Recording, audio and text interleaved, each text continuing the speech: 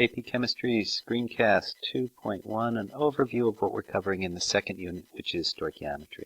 We happen to use the COTS textbook, which is rather dated since it's only version 6, and it's chapter 4 in that textbook. As we stated before, you may prefer to skip reading the textbook and try reading a cram course or a outline such as 5 Steps to a 5. If you find that more useful, go for it. Here's the topics that we're going to cover. Most of these should be review from the first year chemistry course. Those that may not be, we'll emphasize. Atomic mass you should know about, Avogadro's number you should be familiar with, molecular mass, both for isotopes and average is something you should be familiar with. Mass spectrometry we're omitting completely, don't worry about it. Percent composition, you should have an awareness of that. Empirical and molecular formulas are something that I hope you had some access to. But, all these things are going to get covered from the ground up. So if you forget what they are, just watch the screencasts, listen to the lecture, read the appropriate topic, and you should be good.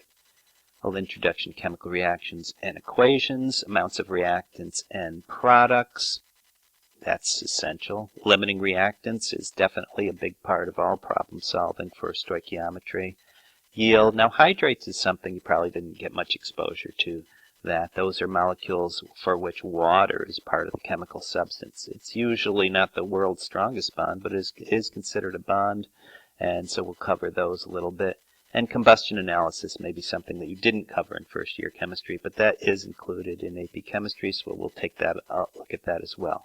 That's how you can figure out what something is by what the combustion products are and in what masses. Here's a few links if you want to take a look at some things a little bit more in detail. And here's the formulas that we'll be using for this course, for this chapter, and this gives you an idea of what we're dealing with. How much is the mole? Typical kinds of conversions. I give this sort of a template, we call it, for my first year chemistry students. You should not need to use this for AP Chemistry, but hey, if that's the way you learned it, you like doing it. It's the general format for the most common types of conversions. I will be showing an abbreviated way to skip this kind of stuff altogether that you may prefer anyhow. Percent composition and percent yield, so not too much in the way of fancy formulas, and that's a little overview of stoichiometry for AP Chemistry.